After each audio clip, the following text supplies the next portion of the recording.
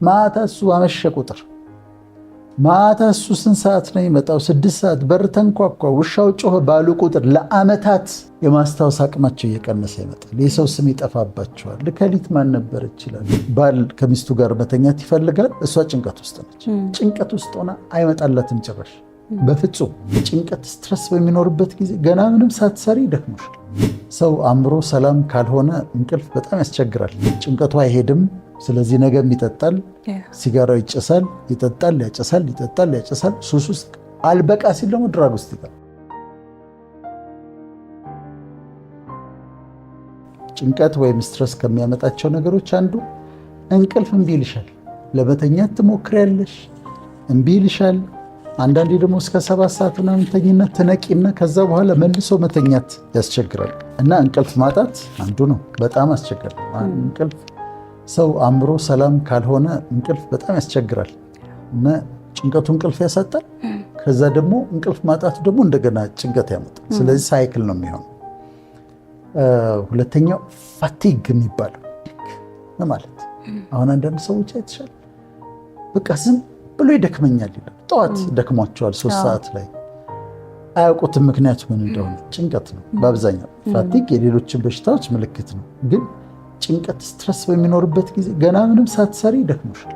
እንዴ ይዝላል፣ ግሬ ይዝላል፣ መራመድ መነሳቱ እንትን ፋቲግ ይባላል። እና ጭንቀት እሱን ያመጣል። ከዛ ራስ ምታት ያመጣል። ይሄ ጡንቻ መተሳሰር ስትነሽ ትያለሽ። በቃ እንደዚህ እንትኖቹ ቴንሽን ነው እኮ የሚያደርገው። ጭንቀት ስትረስ ያን ያመጣል። የጡንቻ መተሳሰርን ያመጣል እና ቴንሽን የማስል ቴንሽን ያመጣል። ከዛ ጭንቀቱ በህመም ደረጃ ይሆናል። አንዛይቲ ኒውሮሲስ ይባላል። አንዛይቲ ኒውሮሲስ ማለት ይሄ ፍርሃት ማለት ድንግጥ ማለት ፍርሃት ይልሻል፣ ትንፋሽ ያጥራል፣ ያልብሻል። ይሄ አንዛይቲ ኒውሮሲስ ይባላል። እና ልብ መምታት፣ ማላብ፣ እጅ ማላብ እና ይሄ አንዛይቲ። ከዛ ረስለስ መሆን ብድግ ትላለች፣ ትወጣለች፣ ትገባለች፣ ትቀመጣለች፣ ትነሳለች፣ ትሄዳለች፣ ትቀመጣለች። ምንድን ነው እቺ ልጅ ምን እያደረጋት ነው? ምን እየሆንሽ ነው ትያታለች። እሷ ጭንቀት ነው እንደዛ የሚያደርግ። ስለ ልጇ ተጨንቃለች። እና እረፍት ማጣት፣ ረስትለስ መሆን። ከዛ ላክ ኦፍ ሞቲቬሽን፣ መነሳሳት ታጫለሽ። ስራውን ልትሰሪው ስትይ ምን ቢቀርስ ዛሬ እንደ ፕሮግራሙ በተሰረዘ ትያለሽ። በቀረ ዛሬ በተሰረዘ እና መነሳሳት ይጠፋብሻል። ከዛ ኮንሰንትሬት የማድረግ ማስቸገር። እያነበብኩኝ ነው ግን እያነበብኩኝ አይደለም፣ ሀሳቤ መሰብሰብ አልችልም እና ሰብስቤ ሀሳቤን ለማንበብ እቸገራለሁ። ይሄም ከስትረስ ምክንያት የመጣ ነው። ድብርት፣ ዲፕሬሽን፣ የማናውቀው አይነት ድብርት ይመጣብናል። ዲፕሬሽን ደስተኛ ለመሆን ትቸገሪያለሽ፣ ለመሳቅ ትቸገሪያለሽ። ዲፕሬሽን እያስቸገረሽ ነው። ከዛ ደግሞ ሜሞሪ፣ የማስታወስ ችሎታ መጥፋት፣ መቀነስ። በተለይ አኪዩት ስትረስ እና ክሮኒክ ስትረስ አለ። አኪዩት ስትረስ ማለት ለአጭር ጊዜ የምትቆይ ስትረስ ነች፣ ለአጭር ጊዜ የምትቆይ ጭንቀት ነች። ረዥም ጊዜ የሚቆይ ጭንቀት ከሆነ ግን እሱ ግን ይለያል። ለምሳሌ እየጠጣ የሚመጣ ልጅ ካላቸው አንዲት እናት ረዥም ጊዜ የሚቆይ ስትረስ፣ ማታ እሱ አመሸ ቁጥር ማታ እሱ ስንት ሰዓት ነው ይመጣው? 6 ሰዓት በር ተንኳኳ፣ ውሻው ጮኸ ባሉ ቁጥር ለአመታት ክሮኒክ ስትረስ። ስለዚህ እኚህ እናት ምን ይሆናሉ? የማስታወስ አቅማቸው እየቀነሰ ይመጣል። የሰው ስም ይጠፋባቸዋል። ልከሊት ማን ነበር ይችላሉ። ጭንቀቱ ነው ማየት አለባቸው እንደዛ የሚጠጡ የሚያመሹ ሰዎች። እና ኦቨርዌልምድ ትሆኛለሽ፣ ከአቅም በላይ ይሆንብሻል። ሌላው ነጭናጫ ትሆኛለሽ። ግራምፒነስ ማለት ነጭናጫ፣ ትንሽ ነገር ያስቆጣሻል። አሁን እኔ እንቅልፍ ካልተኛው እንደዛ ያደርገኛል። በቂ እንቅልፍ ካልተኛው ዝም ብሎ ነጭ እላለሁ እና ምንድን ነው ይሄ ስል በደንብ አልተኛውም ዛሬ ይላል። እና ለዚህ ነው አስቤበት የምተኛው። እና ቶሎ ትናደጃለሽ፣ ነጭናጫ ትሆኛለሽ። አንዳንድ ሰዎች ላይ የሆድ ድርቀት ያመጣል። አንዳንድ ሰዎች ላይ ደግሞ ማስቀመጥ ያመጣል። ሁለት የተለያዩ ነገሮች። አንዳንዶቹ ሆድ ድርቀት በጣም ያሰቃያቸዋል በጭንቀት ምክንያት። አንዳንዶቹ ደግሞ በጣም ሲጨነቁ በቃ የሆድ ማስቀመጥ እንደዚህ ዳያሪ የሚባለው ዳያሪያ እሱን ያመጣል። ልብ በጣም የሚመታበት ጊዜ አለ። ውጋት ያመጣል። ይሄ ማስሉም ቴንሽኑም ወጋኝ ይላሉ። ክሊኒክ ይዘሻቸው ልትሄጂ ትችያለሽ። ፋዘራውን ተጨንቀዋል ግን ውጋት አለኝ ይላሉ። ሐኪም ይመረምራል። ለዚህ ነው እኔ ሳይኮሎጂን የምወደው። ከዛ ሳምባ ችግር ነው ኒሞኒያ ምናምን መስሎት ይመረምራል። እሳቸው ቴንሽን ነው። ከዛ ማስል ስፓዝም አለ። ስለዚህ ውጋት አለ። የፍቅር ፍላጎት ማጣት፣ በባልና ሚስት መካከል ያለ የፍቅር ግንኙነት ፍላጎት ማጣት፣ ጭንቀትና የፍቅር ግንኙነት በጣም አብረው አይሄዱ፣ በተአምር አብረው አይሄዱ። ስለዚህ ምን ይሆናል? ትዳር ውስጥ ባል ከሚስቱ ጋር መተኛት ይፈልጋል፣ እሷ ጭንቀት ውስጥ ነች። ጭንቀት ውስጥ ሆና አይመጣላትም ጭራሽ በፍጹም።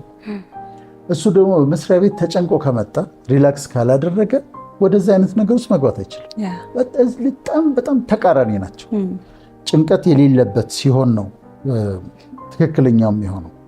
ከዛ ነርቨስ መሆን አለ፣ መንቀጥቀጥ፣ እጅ ማላብ፣ እግር ማላብ፣ ይሄም ደግሞ የጭንቀት ምልክቶች ናቸው። ከዛ አፍ ይደርቃል፣ መናገር ያቅትሻል፣ ይሄም ያመጣል።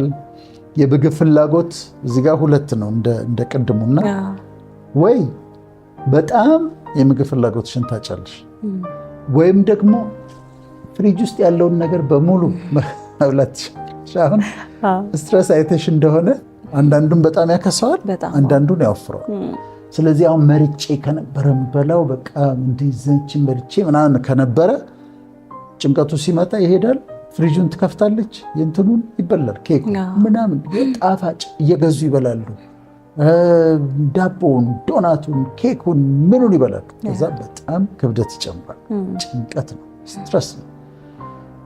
ሌላው ፕሮክራስቲኔሽን የሚባለው አንድ ነገርን ልታረጊው ሲገባ ነገ አደርገዋለሁ የምትይው ነው። ከዛ በጣም ከባዱ ደግሞ ሱስ ውስጥ ይገባል። ጭንቀቱን ለመርሳት ሄዶ ይጠጣል። ሲጋራዋን እስቲ አምጣልና ይቀበላል። ማጨስ ይጀምራል። የሚቅመው ይቅማል። ጭንቀቱ አይሄድም። ስለዚህ ነገም ይጠጣል። ሲጋራው ይጨሳል፣ ይጠጣል፣ ያጨሳል፣ ይጠጣል፣ ያጨሳል። ሱስ ውስጥ አልበቃ ሲል ደግሞ ድራግ ውስጥ ይገባል። አዲክሽን ውስጥ የሚያስገባን አንዱ ዋነኛ ነገር ጭንቀት ነው። እዛ ስፖርቱን ትተይዋለሽ፣ ስለ ራስሽ ያለሽን ክብር ታጨዋለሽ። ሌላ ለወንድም ለሴትም ፀጉር ይነቃቀል፣ በጣም ፀጉር ይነቃቀል። አሁን ፀጉርሽ ሲነቃቀል ካየሽ ሌሎች ምክንያቶች ቢኖሩትም ግን ማበጠሪያሽ ላይ ማአት ፀጉር የምታገኝ ከሆነ ወይም ሻወር ውስጥ ተነቃቅሎ በጣም ብዙ ፀጉር የምታይ ከሆነ ቼክ አድርጊ። አንዱ ምክንያቱ፣ ሌሎች ምክንያቶች አሉ፣ ጭንቀት ነው። የአንዳንድ ሰዎች ራሰ በራነት በተፈጥሮ ይመጣል አይደለም፣ አንድሮጄኒክ አለ። አንዳንዶች የሚገርምሽ ጭንቀት ነው የሚላጨው፣ ጭንቀት ይላጫል። ወይም ደግሞ በተፈጥሮ እንኳን የሚገባ ከሆነ ፀጉሩ ጭንቀት በፍጥነት ጥርግ አድርጎ ያነሳዋል።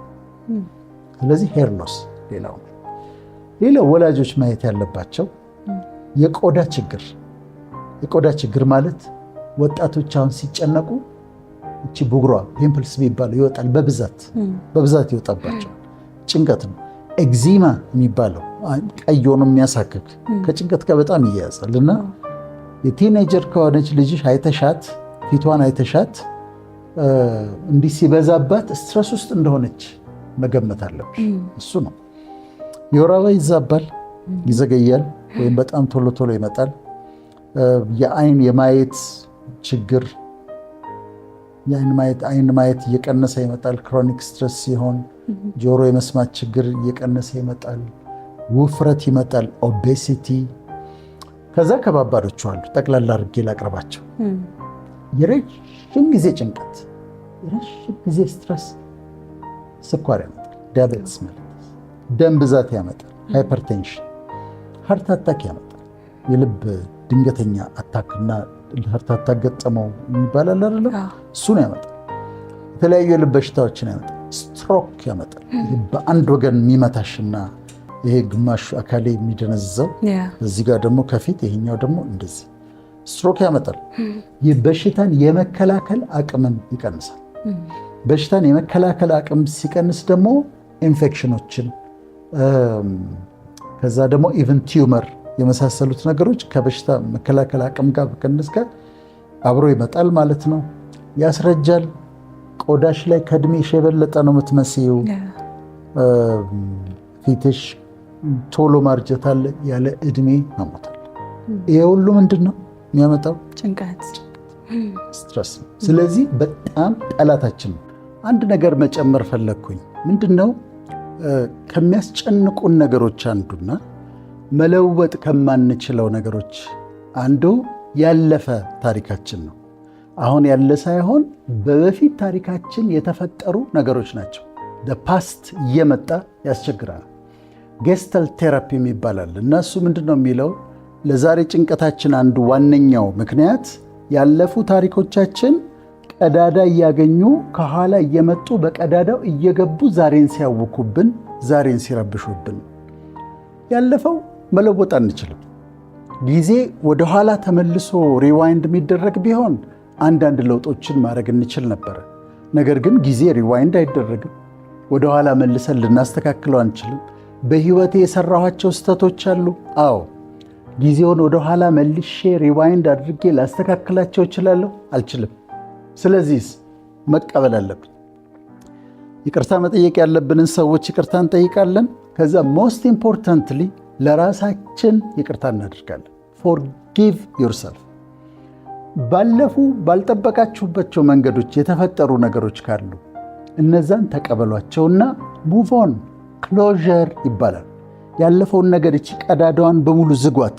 ያለፈው ነገር እኔ አሁን አይመለከተኝም፣ ንስሐ ገብቼበታለሁ፣ ይቅርታ ጠይቄያለሁ፣ ለራሴም ይቅርታ አድርጌያለሁ። ለሁላችንም እንደዛ መሆን አለበትና ይሄን ስናደርግ አንድ ትልቅ የጭንቀት ምክንያትን ዘጋን ማለት ነው። ከኋላ እየጎተትን እያመጣን ለጭንቀት ምክንያት አናደርግም። በተረፈ ቅድም እንደተባለው የተባለው ላይ ለመጨመር ኤክሰርሳይዝ አድርጉ፣ ስፖርት ስሩ፣ ከጓደኞቻችሁ ጋር ተጫዋቱ። ጭንቀትን ለመቀነስ ቀለል ያሉ መጽሐፍቶችን አንብቡ፣ ኮሜዲዎች፣ የሚያስቁ ነገሮችን ተመልከቱ፣ ስፖርት አክቲቪቲ ውስጥ ግቡ። ራሳችሁን ለማዝናናት አእምሯችሁን ለማዝናናትና ጭንቀትን ለማስወገድ በደንብ ጥረት አድርጉ። በተቻላችሁ መንገድ አስወግዱት። ከቤተሰባችሁ ጋር ጊዜ ወሰዱ፣ ከልጆቻችሁ ጋር ተጫዋቱ፣ ከጓደኞቻችሁ ጋር ሳቁ፣ የሚያዝናኑ ፊልሞችን እዩ እና ደግሞ ጸልዩ፣ ሜዲቴት አድርጉ፣ ቅዱሳን መጽሐፍትን አንብቡ። ከበዛና ከአቅም በላይ ከሆነባችሁ ግን ወይ የሃይማኖት ሰዎችን ወይም ደግሞ ባለሙያዎችን አማክሩ። ጭንቀት ግን ከቤታችሁ ተጠርጎ መውጣት አለበት። ጭንቀት ከመስሪያ ቤታችሁ ተጠርጎ መውጣት አለበት። ጤነኛ ሆነን ደስ ብሎን በሰላም እንዋል ስራችን ቦታ። ጤነኛ ሆነን ደስ ብሎን ቤታችን ገብተን ጣፋጭ እንቅልፍ እንተኛ።